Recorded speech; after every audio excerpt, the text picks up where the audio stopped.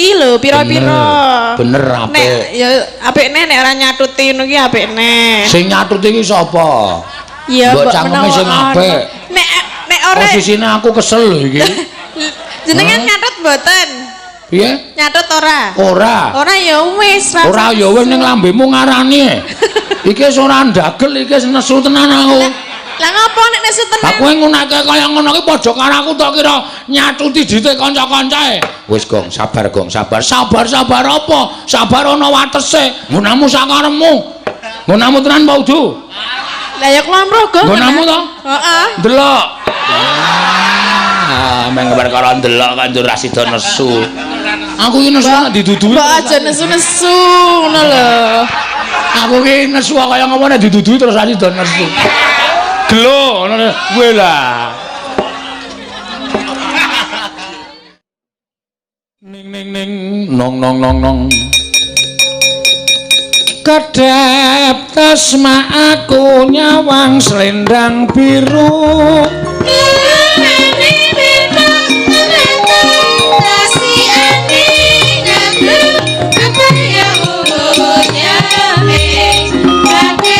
Solai semen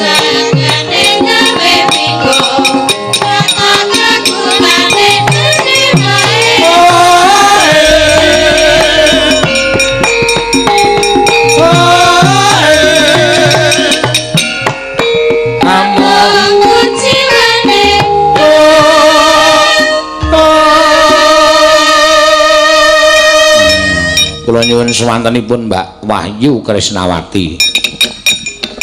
Neno monggo Mbak Wahyu. Wah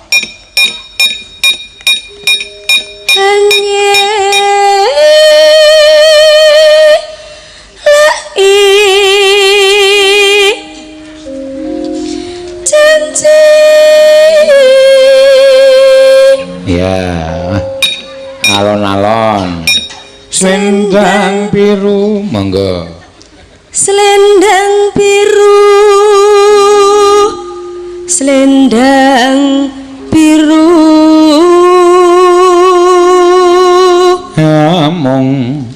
hamung ngenai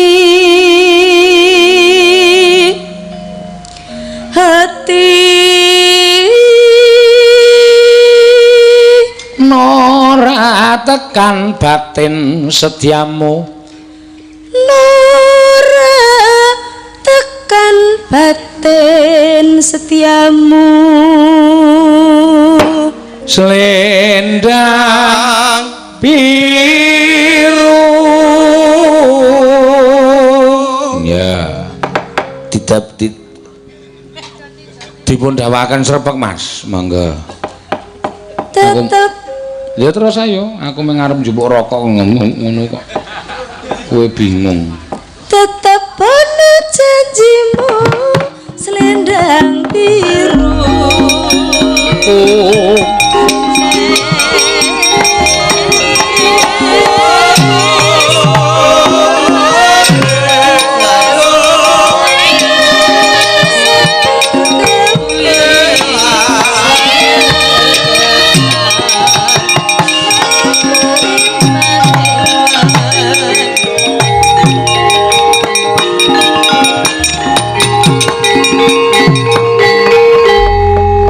ngerti destinasi wisata atau kunjungi reng wis no wah aku wis kulino maca sorot Gunung Kidul iki kulino meliput destinasi wisata Tlaga Njunge ya ora mung cukup dienggo iso dienggo tetenguk nggare-nggare penggalih ning ya iso numpak kapal oh iso mancing weh werna-werna ya reng werna-werna mulai ya kala mangsa nek libur kuwi terus ayo apa jenenge iki nggare-nggare penggalih ana ing kene moko kene warunge pirang-pirang teh iki paling enak dhewe teh Wonosari oh Gunung Kidul wedangan karo ndelok banyu wah mongko nek pas rendeng banyune kimplah-kimplah ning ya tak jaluk kanthi banget ya terus iya sing prayitna ngati-ati mergo Kadang kala awake dhewe sing minangka dadi masyarakat siwa tenganing Tlaga Njung iki wis ngupakara sing sapi-apike, ngupakara sing sak becik-becike digawe resik, digawe asri, digawe peni. Ning kala mangsa ana lho to wisatawan sing nakal, kaya cah nom-nom kuwi terus nggawa cet diorek-orek lan sak piturute. Ha kuwi kudu dielekke. Mula kudu dijagani aja nganti ngrusak marang alam sekitarnya. Manuke ya ora di apa jenenge dijolo, heeh. Men sapa nang kene nek manuke akeh wit-witan kuwi gencoke manuk ki rasa dadak ngingu nang omah cukup dolan ning Tlaga Njunge karo ngrungokke emprit. Emprit ki yo. Kowe aja ngece lho, Tru. Saiki manuk gereja sing sapa ning anu gedung-gedung kae saiki nek didol ning apa pasar manuk ki nang regane lho. Wih, ana regane wong. Iya, manuk gereja ki iso ngriwek. Oh, ngono kae. Aku tau tuku kowe. Ngene wong tuwa. Heeh. Dipetheti terus sing bakul iki ming gereja lho kowe. Ha iya. Tak tuku 150. Waduh. Ewu saking pengenku to tekan omah modar. Sing ngriwek cangkemku. Ngriwek mergo ngunek-unekke bakule. Iya ya Kang. Heeh. Saiki karang apa-apa ki sing besar apa rusak mergo pola tingkahe menungsa to. Wis, buktine rasa dadak-dadak. Wis saiki iso nyawang emprit. Angel saiki do dijolo. Oh. Nganggo net kuwi lho. Heeh. Sawah dijagani net gusah, emprit ewon mlebu net kabeh. Dienggo ngopo, Kang? Dijolke dolanan karo dijolke karo cah cilik-cilik kuwi. Oh. Ana sing dolke ember entuk umre 3. Ngidolke ceret bedah entuk umre 3. Maksudku ki golek dhuwit ya kena ning aja kaya ngono carane kuwi mematikan perkembangbiakan emprit ta, Tru. Mongko emprit ki arep ming manuk cilik ning iso dienggo kaca benggala lho. Ha iya. Awak dhewe sing beda agama kok do kerah, emprit kuwi ora tau kerah kok. Oh. Emprit kaji ora tau kerah karo manuk gereja. Ha iya. Emprit kaji kerep mencok ning gereja. Gereja kerep mencok ning masjid. Ha iya. Ini ada apa-apa, menungsane kuwi sing sok kenengane gelut, ming perkara beda penemu, beda kepercayaan kok kerah. Ha iya. Kuwi tiru manuk wae iso ya, Gong. Tiru manuk wae iso kok. Mula nek njonge kene iki diculi Udakara Cecak Rawa 40. Sing areng ngragati sapa Cecak Rawa 40 iki? Cecak Rawa iki saiki mlethek saka ndok kowe iso 5 yuta 6 yuta lho. Bayi piyek kuwi, anakmu ora payu 5 yuta. Kalah karo Cecak Rawa. Mbok ora sia-sia reng, ya ora terus dibandingke karo anakku kok ya. Lho kuwi tenan kok, murai batu Cak Rawa regane semono kuwi, takono nek ora percaya.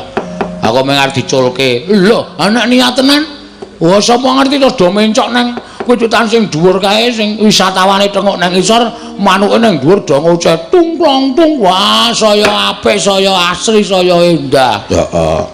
Tur dinae tulisan dilarang berburu. Ngono ya, Gong. Iya. Kuwi jenenge ngupakara destinasi wisata tenan. Iya, golek gaweke taman dienggo selfie. Lho saiki ora lagi usum selfie to. Ha iya. Pancen ya iso digawe werna-werna, Gong. Iso digawe werna-werna wis to. Angger niat tenan tur ya didukung karo pemerintah. Ora ngomongake pemerintah pusat, ora ngomongake pemerintah kecamatan, ora ngomongake pemerintah desa. Ya kudu dukung tenan. Iya. Nom-nomane wis do cancut gumregut. Nek ora didukung, ayo percuma. Engko barang wis dadi apik terus do tepuk dada. Lho iki, kene iki. Camate aku mula apik. Monggo mbiyen ora campur tangan.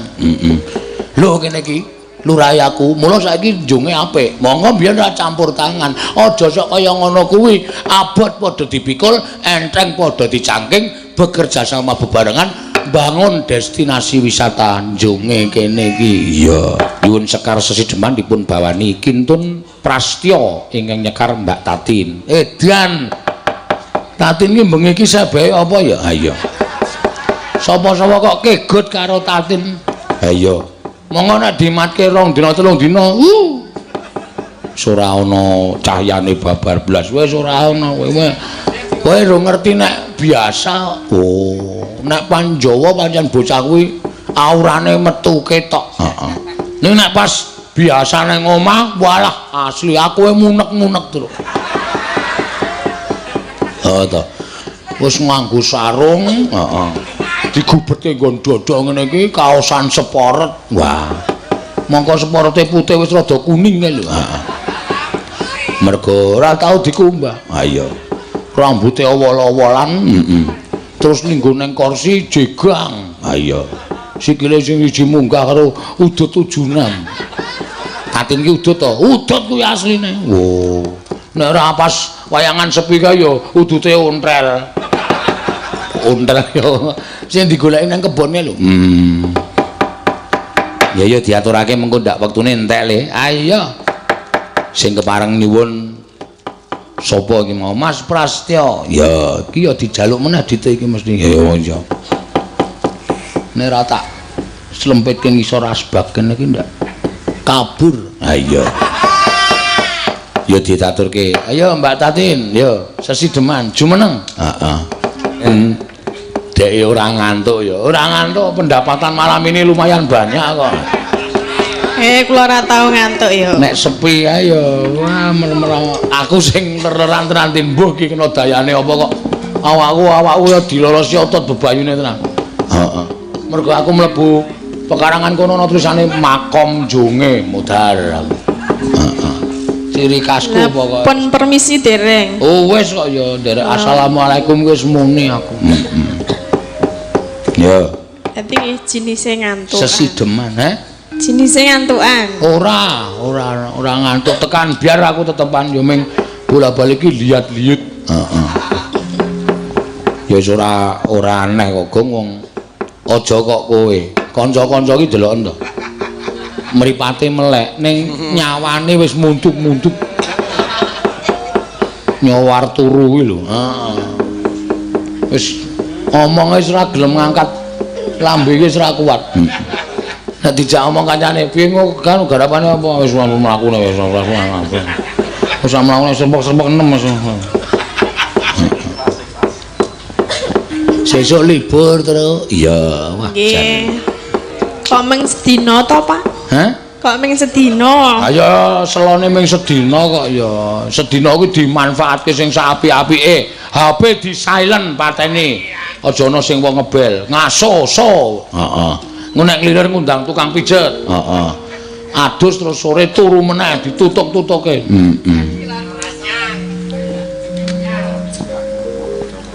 Mbon. Wis. Nek ra digriseni bojomu. Sing bahaya niku. Mumpung nang omah, Bu. Kaya mesti ngapa? Kepro watu sisan kowe. Ora kena diganggu. Nah iya, aku ya ngono. Aku nek muni prai pindah omah. Wul. Ora ning sewon aku ngulon ning Sedayu. Turu ning kono ngloso, glundung-glundung. Heeh. Agi makler kirikku njegok. Wuh ayo. Keganggu. Ha iya ora apa-apa ngingu-ingu wis diniati ngingu-ingu.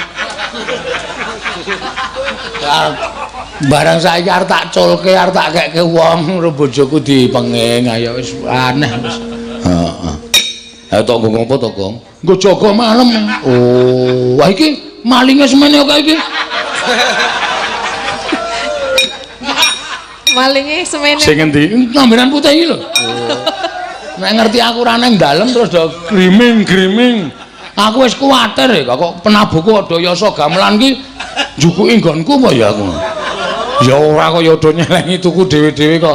Iki arep tak cek sing demung slendro kok nek ora ilang wah genah santosa iki. Yo, Pak. Wiwitane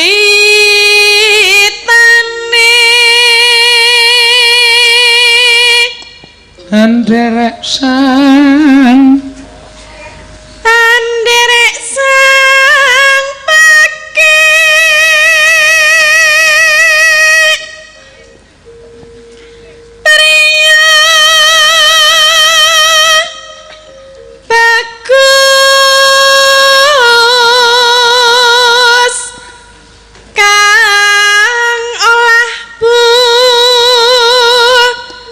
Daya sowan menyang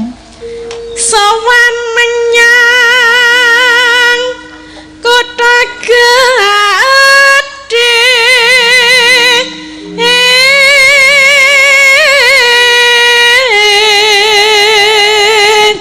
ya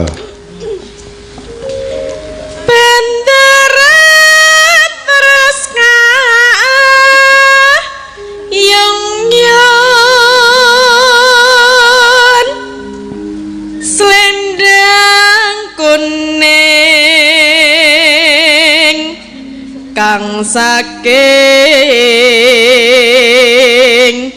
wukir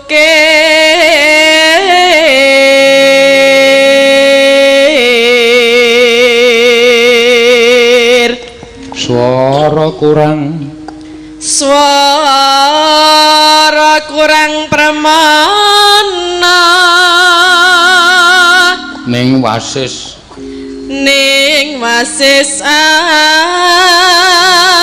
nyatut jenengan to cok nyatuti ngene sapa ning sing klambi putih iki aku nyatuti ngene wiyagane Pak nggih walah tin bondo donya iki nggo ngopo to tak takon aku lan jenengan ora butuh lho ya butuh sing jenenge wong urip iki ora bakal ora butuh bondo donya heeh ditumpuk nganti tumpuk gunung ae ya sesuk ora kanggo percaya aku ha iya wis iso nglipur para rawuh akeh banget ngene iki rasaku wis seneng tanpa apa-apa eneng turahe aku ya matur nuwun dene ora ya aku njupuki ngene kanca-kanca kok sik to kowe iki iso omong bondo donya apa maksude iki meng sakanane aku ki wong ora tau piye-piye kok ha iya nek ana sing ngarani waduh kae bagong duwite mbok sak gunung ketur apa gunung ketur iki kampung ora mblenduk blas ha iya Gusti iki Maha Adil heeh kadang kala ngene contone kowe nyekel kowe nuwun sewu misale kowe iki meng wong nganggur kowe nyekel dit 15.000 aku wong nyambut gawe nyekel dit 15 juta iso kok enteke bareng kuwi gedene sing kan kuwi lho adile sing kuwasa nggih tenan butuhku luwih akeh butuhmu mung luwih sithik wis cukup aku nek ora akeh ora cukup ngono kuwi carane hitung oh iya rengkong oh iya padhake ora kok tekan kono prung ngono kuwi iki kowe 15.000 dienggo sesasi cukup aku rung karuan 15 juta nggo sesasi cukup iya ngono kuwi adile sing kuwasa mula beliau itu memberi banyak tapi beliau juga mengurangi akan banyak juga. Oh iya ya. Pokoknya intine bersyukur. Apa? Bersyukur. Ya kowe niba tak syukurke. Lah piye to? Bersyukur nek dikei rezeki lho pira-pira. Bener apik. Nek ya apikne nek ora nyatuti ngono ki apikne. Sing nyatuti iki sapa? Ya mbok cangkeme sing apik. Nek ora posisine aku kesel lho iki. Jenengan nyatut mboten? Piye? Nyatut ora?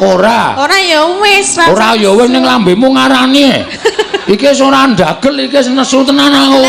Lah ngopo nek nesu tenan? Aku ngunake kaya ngono ki padha karo aku tok kira nyatuti dite kanca-kancae. Wis Gong, sabar Gong, sabar. Sabar apa? Sabar ana watese.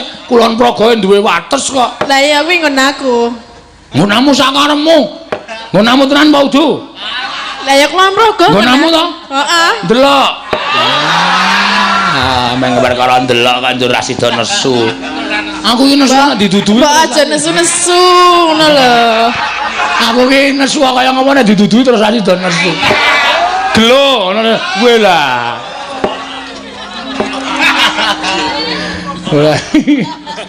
Wah, awak kesel iki aja dienggo nesu malah pikirane ora apa. Wah, darah tinggi, stroke kok. Medun. Hah? Medun. Darahnya kan medun. Ah iya kok ya ngapa kok rasa. Ngomongan karo Bagong ya. Kowe kuwi sing sok nyatuti nggone sinden-sinden. Mau dicintak kek ketan akeh mau ora tok domke to, tok emblep dhewe to. Aku ora tak domke ning aku ora nampa Ndek Ayu karo Bu Pras. Loh, Ndek Ayu pancen tak kek Ayu. Lah kan kudune saya dapat, tapi saya enggak. Iki mau sing tak kek 700 luwe lho. 700. 700 luwe kok. Apa? ora nganti 700 ya kene nek arep dimbui 700. Tak kei aku ki duit ki nggo apa to Tin? Lah ndi aku ya arep kok nek duit Sik tak goleki gandeng wis ra ono ya ora sah. Masa ming tombok kok njukuk nggon aku dhewe atene. Mayang kok suwe-suwe tekor.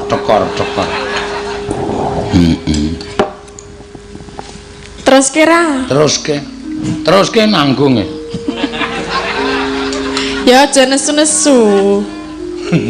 Ya ora. Ya ndelok. Ngobrol-ngobrol. Lah apa sih? Suaramu lho getokno. Mau tekan ngendi ya? Wis bar kuwi ya, Mas. Oh wis sinden kok kan cerewet ya ngono kuwi. Anggung marang Bendara Sang Dyah Sulistya pijer ngincangake alis terus tresno sesidheman.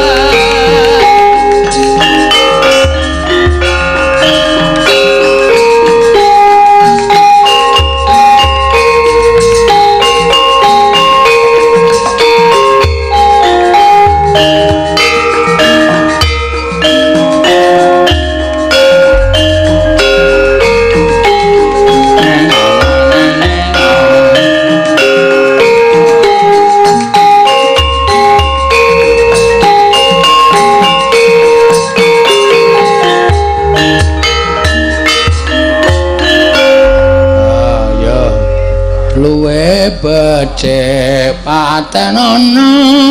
Kuwi nek upama ngedhep karo aku tak pateni tenan ya, Tru. Cinten. Ayo kowe kuwi. Upama aku sing tok suwuni ngono kuwi, kowe ndeplok ning ngarepku, luwe becik patenono, slep wis. Rasaku ki ana monggo abrak apa menungso. Alah umur ora duwe apa-apa kok arep slepke. Hah? Keres iki? Alah kerese ora landhep ngono. Landhep bae ora ngece kowe. Keres kowe tak jlemno tak. Ayo meng grisi. Ya ora, keris kok grisi mas tak jlep ngono tak muter-muter ngono. Waduh, ngono kowe mungso keris kowe. Lah aku ora tumomo nek meng keris ngono kuwi. Apa? Balon. Bagus cangkeme. Mbok ora caturan karo Bagong. Luwe becik patenana timbang papisan.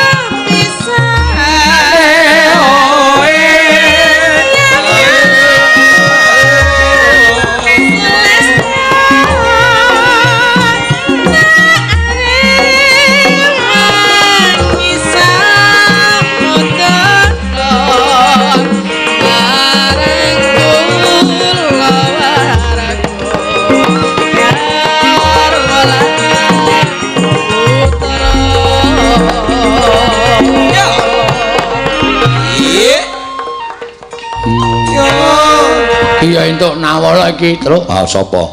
Mas Bendol mengko arep nyumbang lagu. Oh iya. Mas Bendol iki piyai kene mau ngampirke ning daleme SMS. Mangke sak rombongan mampir Pak teng griya kula. Aku ya liwat lan ndek apa? Mboten gadah napa-napa. Ya wis. Ya. Kula ya ditawani kon mampir nih. Jalukmu apa jarene? Sapa? Bendol. Oh piyai kene lho ora ndandol-ndandol medun dikeroyok modar. Lah biasanya ya jenenge Bendol kan muni sapa? Ya terus kesik. Liwat kincange alismu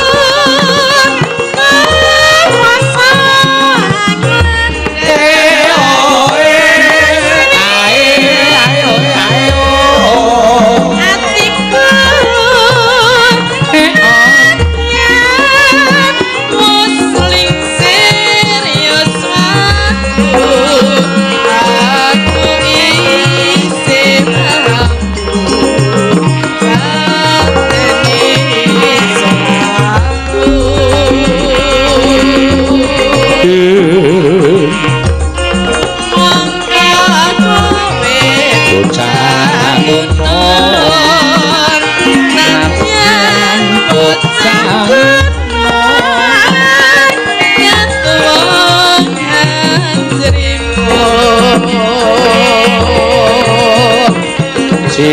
Jiwaraga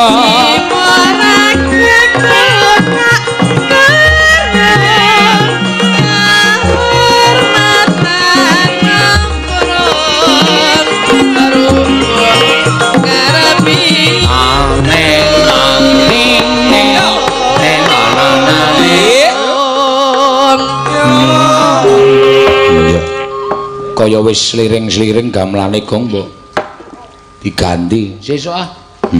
Lah sing anyar kok mboten dienggo napa ya, Pak? Hah? Sing anyar. Sing anyar ya nang omah urung iso digawa nganggo truk. Oh. Lah kok mboten iso? Ki mau ana pamundutan saka kru gamelan. Oh. Gandeng gamelane sesuk ki abot-abot kowe kon ngusungi. Mergo didelok lengene iki sing kuat ketoke meng kowe. Lengen kok kaya kempol. Lah iki nggo ngantil ya lara lho. Mbok coba aku emosi. Oh ya aja sok emosi, ngono kok emosi. Lah sesuk kok lengen kempol iki nek ora bagong ora. Ya ora ana. Ah tenane gedhe tenane. Wingi tak delok nggon foto wingi ternyata Ayu iki kalah lemu. Oh iya. Foto pundi? Foto pas foto karo ning godian kae ning nggone sapa kae. Dipajang ning Instagram. Tak delok wedi tatil wis. Wis ah. Wis. Urip ana kutake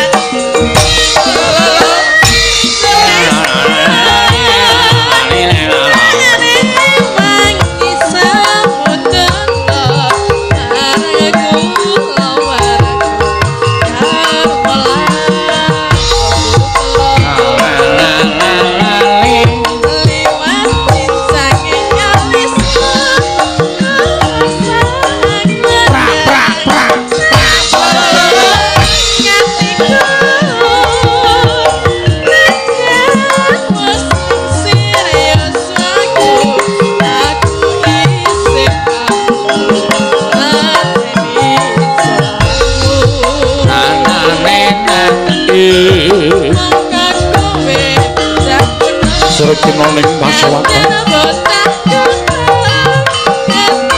Sono maniko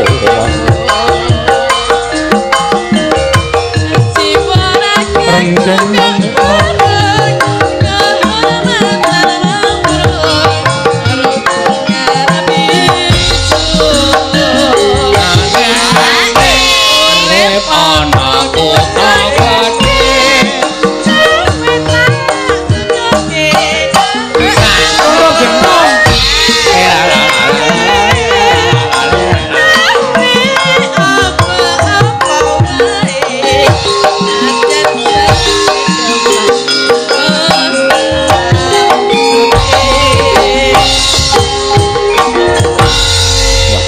ngendang jaipong gentenan meneh. Sik jenggoten tangane wis arep do ngancing. Ha iya. Aku wis krasa kok mulane kok wis ora teko trampilan. Ngono to ya kowe. Dadi otak karo tangan ki wis ora sinkron. Otak karepe ngene, tangane ra gelem. Oh, mula kudu leren. Heeh. Ganti sijine. Ha iya. Mulai kanca-kanca iki nek iso didobeli. Kepiye? Kaya bola dewa Ame ngusul kanca-kanca goblok kok kepiye ora ngeget-geti terus kowe iki. Iki wis tak goleke cara kepiye supaya do ana sing loro telu ijin. Oh. Kok dadi kok nambahi dobel-dobel dengkulmu mlocot tekan wudel. Ah iya. Loro banget lho gong dengkule mlocot tekan wudel. Mangkel senengane. Mas Bendul, ayo kene Mas Bendul kene. Ha panjenengan iki ning kampunge dhewe kok ayo ning jonge. Heeh. Sesuk ge tak dolane nggonamu.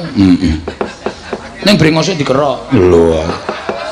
Arep dadi apa nek kowe wangune ben anu nyumbang lagu ya ora apa-apa dheweke isane apa aku seneng nek penggemar-penggemar dos iso nembang ngene iki Nyuwun pamunten niku pamundutan saking BWKS ingkang wonten Tugu Cipanas Bogor niku Tugu Cipanas Bogor nika sareng-sareng nonton bareng. Oh Cipanas to saking Cipanas nggih mbok didamoni didamoni tenan ajeng ngaturke napa Mas nyuwun yen ing Tawang. Oh ye ing Tawang yen ing Tawang maksude ngarang mbok menawa bekas MC iki ngono kuwi omongi mesti mikir ditemplekke lambe kados sing prolegen begata tutuk kawurikan jan mriku Putri Ratu berangkat ke kau. Foto pitono. Ayo diwiwiti Mas, yen ning Tawang ana lintang. Yen ning Tawang semanten. Yen ing Tawang. Wo suarane piye? Ono lintang.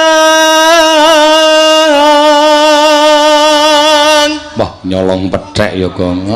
Iki sajane iso digunakake iki nek gelem dandan Jawa. Nggo nambahi kekuatan wiraswara, Tru. Oh iya. Lah wiraswarane awake dhewe pateni siji.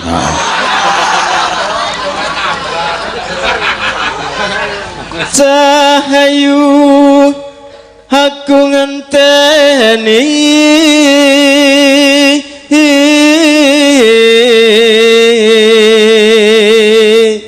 jumeneng Mas. Ayo ben ketok ora mbegogok ora. Nah, wah. Hamarang. Meko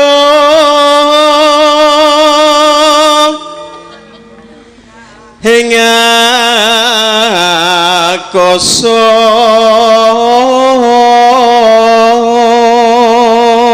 Posture iki nggo tuku seragam polisi wis payu lho.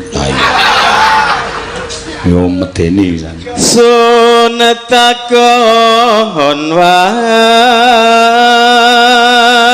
Nek gelem tak kei seragam polisi Mas, ngomah ana. Ambok nggih. Heeh ning polisi tidur. Ming semen gelem apa kowe? Tanereki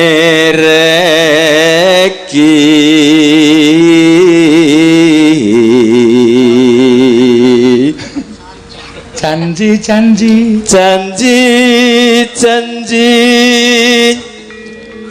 ku eling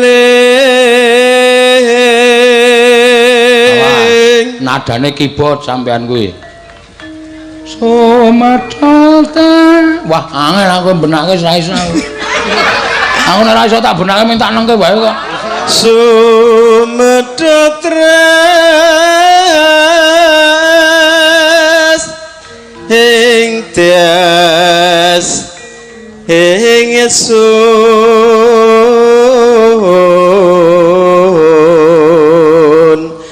panci kula latihane nggih keyboard kok nggih.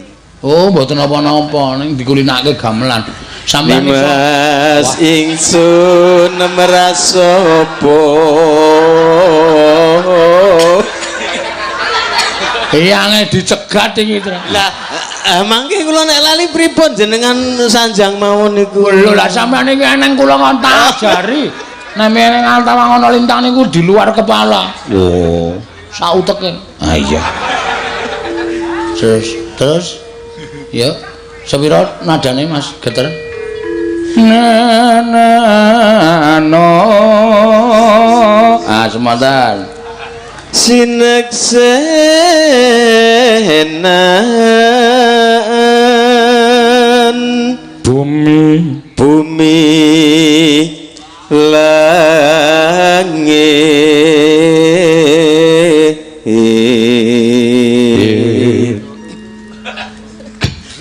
tangis ing tias. Wis ngerti tata krama Mas Bendol iki. Kok tata krama. Nek biasane penyanyi-penyanyi ka do nembang tangis ing tias ora dipedhot. Oh, kudune tangis ing tias. Nek ora dipedhot dadi tangis ing tias. Kuwi nek nyetel radio, nyetel tip ono tipe bolak-balik mergo rusak tangis ing terus tanggane kono gak menyang. Sias mboten iki? Sias. Ajeng anu lho. Nggih mriki ngomong. Ngenteni padang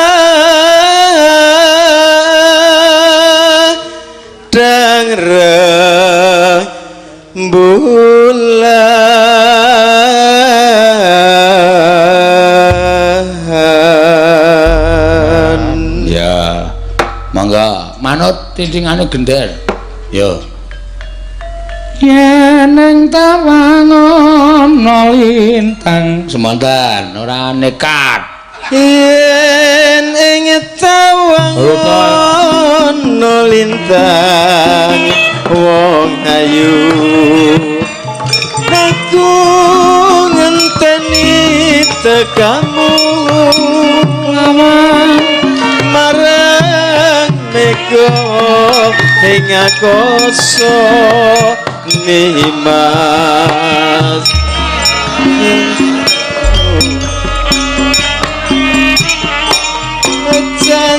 janji aku eling wong ayu rungono tangis sing ati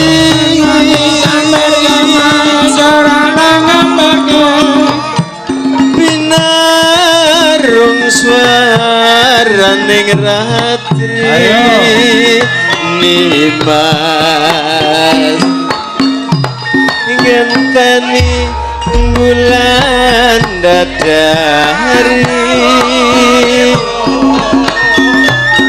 desemono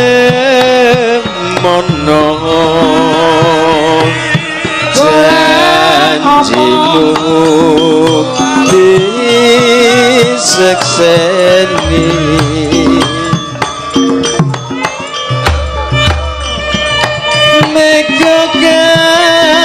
Kartika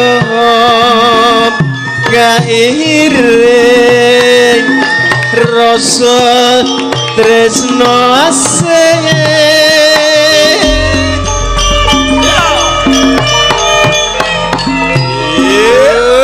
ya apa-apa Mas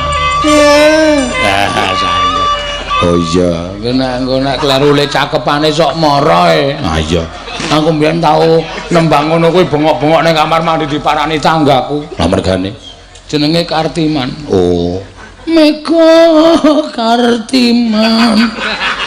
Ngopo e? Aku ora ngapa-ngapa kok aku ya. Bul Kartika to. Yo. Yen inget tawangon lintang wong ayu rungono tangis sing ati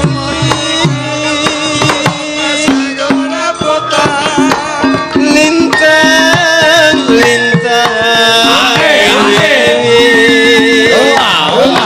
mas ngenteni bulan dadari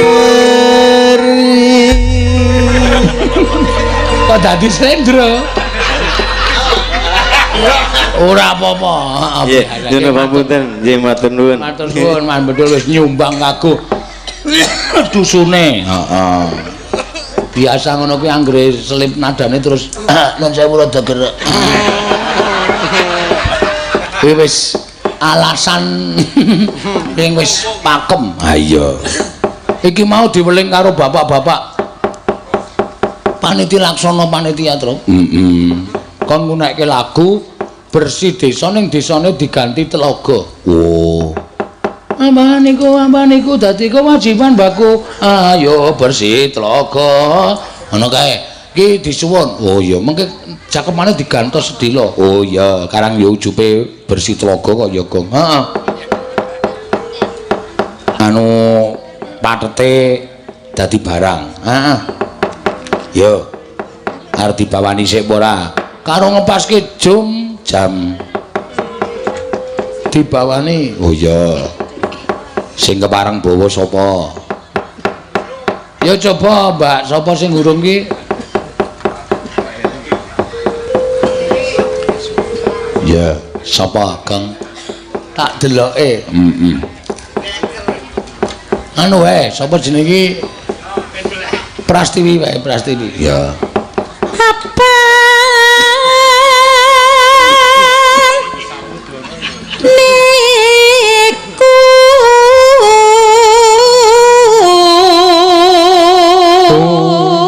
Kok selip kabeh to iki? Gerak kowe ya gerak. ora Ora ya wis. dadi kewajiban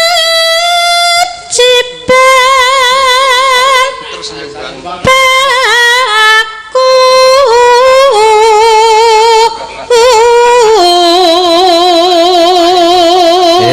Iki termasuk berkat jasaku iki. Heeh. Ayo Mas Bendul nek ora takon nembang sengara kok seneke ditokke. Engko seneke ra tok ora usah wae aku ora sida kok nembang kok. Ayo.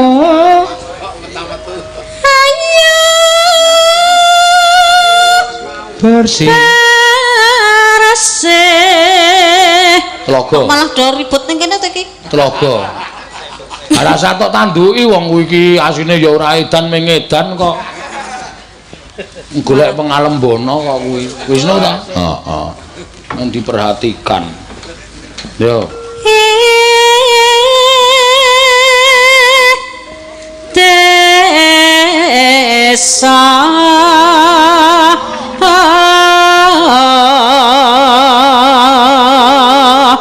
Edan kok ngerti njaluk dit. Ha iya.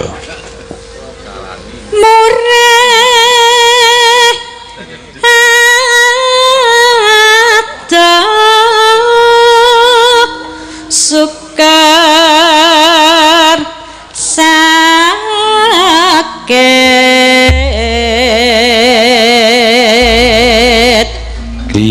Glia angglia tumantang karya. Yo. Glia angglia tu mandang karya.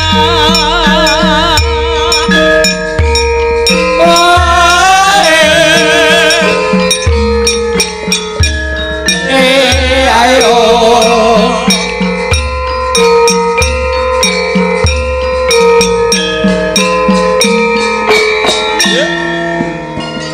Ya, bersih telaga.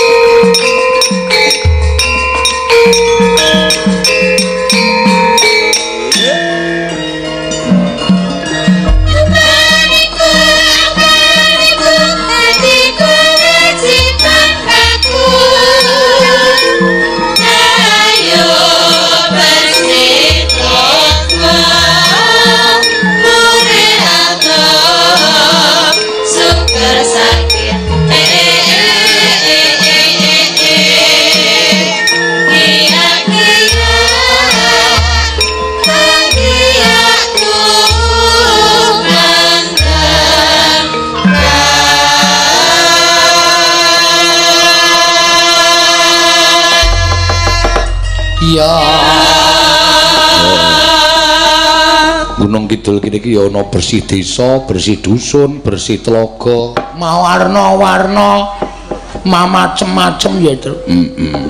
Ini ya tetep nujudake adat budayane awake dhewe pancen bener ngono. Dislendroke, Mas. Dislendroke ya. Kae kok bapak kok ngeret-eret utawa dieret-eret karo Piyai Kakung mongko ya isih muda tumaruna. Heeh. Sapa, Tru? Aku dhewe ya urung kenal. Ayo padha kenalan. Ya. Sowan ngersane bapak karo pitepungan. Heeh, ya. Janing yaning nalaka kadilanet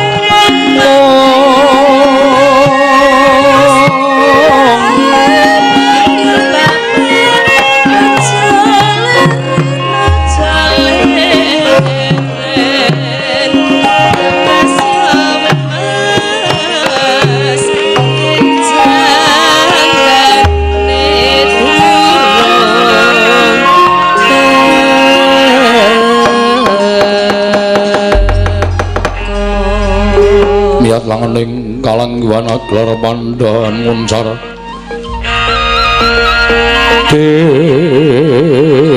denon belir kekonang surem sorotetan badan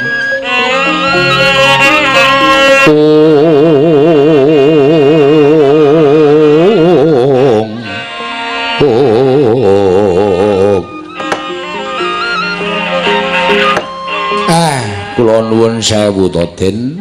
Kula niku bingung. Sampeyan eret-eret tangan kula. Monggo kula dereng tau tepang kali panjenengan. Panjenengan menika sinten? Siwa Semar. Pancen ana bener ya apa kang dadi ngendikaning Siwa Badranaya? Ora mukal lamun Siwa Semar durung ngerti kelawan aku Siwa, nang aku wis ngerti kelawan Siwa Semar. Rasikone artis menika panjenengan. Wah. Trembelane kok. Maknut ndasku. Krungu omongane Semar. Pamere janda jamak-jamak. Ha sing arep ngundangke kowe iki ya sapa to, Mir? Sampeyan sinten? Aranku Bambang Priyambada. Bambang Gentolet. Wis ora ana kuwi ya, pelawak wis sedo suwe. Ndara Priyambada? Iya. Saking pundi? saka kayangan Sidik pangudal-udal. Napane Pukulun Rada? Aku klebu putrane. Nanging aku dina samengko ngupaya kelawan Sudarmaku Siwa. Jare putrane Nrada. Kok ngupaya Sudarma? Nalika carita ingkang wis kepungkur. Iwang Pikula Narada melu nggiri kuda lenggahing Sang Begawan Ciptaning. Nalika semana Iwang Pikula Narada nampa sating Sang Begawan Ciptaning ingkang nalika semana Iwang Pikula kanika putra Mimba wujuding wanita. Tumuli disedhakake Ngrebini. Pekasan wiwit iku Iwang Pikula Narada uga Ngrebini.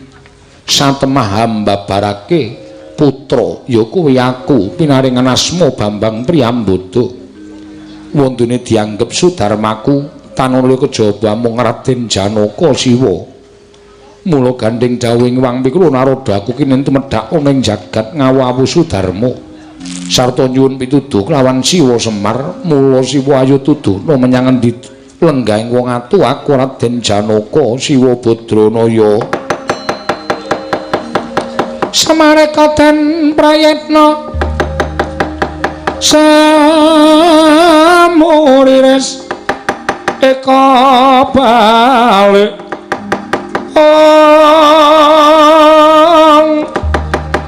titiyani gandayani trisanya purnama sasi gilar-gilar ing tengah latar milang lintang Bima Sekti.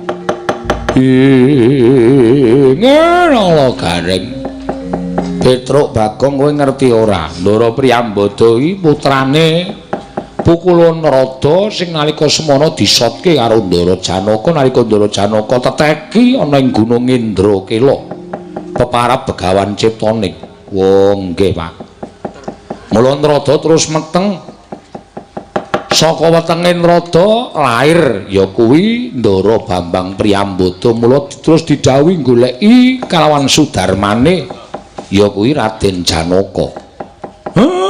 Nek ngoten awi Ndara kula dherekaken Kang Rama sakmangke boten lenggah wonten ngamarta menapa wonten ing kasatyan Madukara. Nanging lenggah wonten ing Saptawarga awit para Pandhawa nedeng gadahi moga inggih menika mbangun pasaryan luhuripun para Pandhawa. Tudukna dalane anjuk ning Saptawarga Kakang Semar Siwa Badranaya ayu derekna Bambang Priyambada. Nika tindak kula dherekaken Ndara monggo.